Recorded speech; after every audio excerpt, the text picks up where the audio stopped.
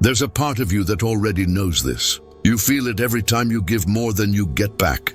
Every time your silence is mistaken for weakness. Every time you try to love someone and it ends up being used against you. Schopenhauer wasn't kind when he spoke about women. He wasn't polite. He didn't sugarcoat. He didn't pretend the world was fair. And for that, he was hated. But maybe, just maybe, he was trying to protect men like you. This is the message he left you.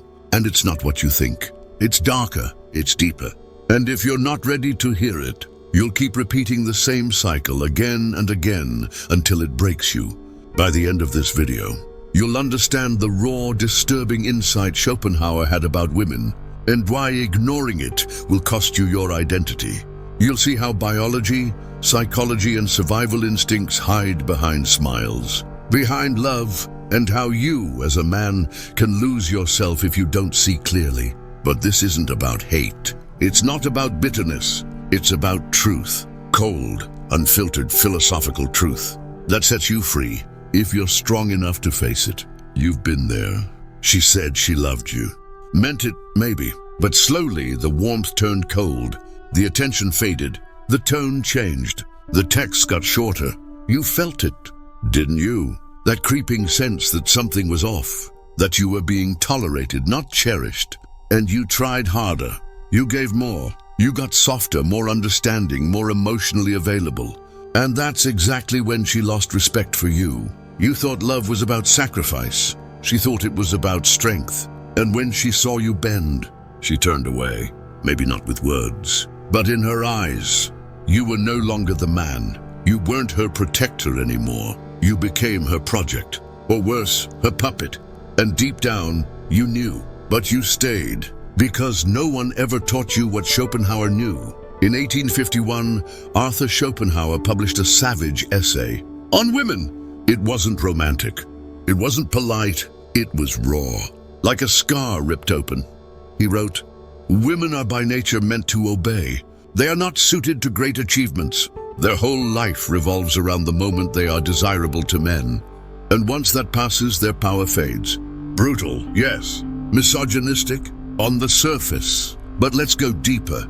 Schopenhauer wasn't insulting women. He was exposing the biological game that nobody wants to talk about. You see, nature is cold. Evolution doesn't care about your feelings. And women, like men, are wired to survive. Their tools? Beauty, emotion, perception, influence. Schopenhauer saw women not as evil, but as instinctive survival machines. He saw how men project their ideals onto women, purity, innocence, virtue, while women are simply playing their evolutionary role to attract the strongest man possible, and then test him again and again, not out of cruelty, but necessity, because a weak man means danger.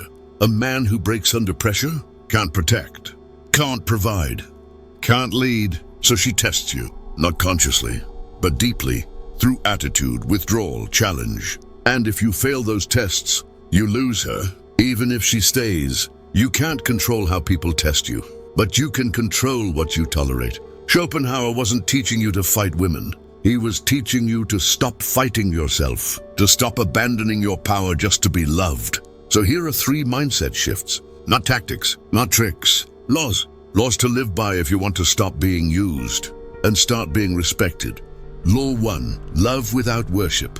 You can love a woman, hold her, protect her, want her. But the second you worship her, you fall, because you make her your god. And no human being should hold that much power over your identity. Love her, yes, but keep your soul yours. When she sees that your dignity cannot be traded for her approval, that's when she respects you, not when you kneel. Law 2, be the mountain, not the mirror. Most men reflect. She gets cold, they panic. She pulls away, they chase. She tests them, they crumble. They mirror her emotions instead of anchoring her in theirs. But women don't want a mirror. They want a mountain. Still silent, strong. Something she can crash into and still find standing. The moment you stop flinching is the moment she feels safest in your presence. Not because you're loud, but because you're unshakable. Law 3, she's the flame, you're the frame.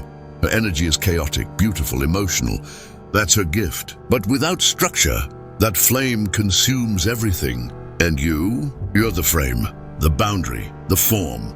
When you stop giving direction, she starts feeling lost. When you stop standing firm, she starts pulling away. It's not because she wants control. It's because she wants to feel something stronger than her own chaos. And if you can't provide that, she won't trust you. Not emotionally, not spiritually, not physically. So stop asking, why did she leave? Ask instead, when did I lose my center? Because if you lose yourself in her, she will lose interest in you. If this message hit a nerve, if something inside you woke up, then don't let it fade. Like, come on, subscribe.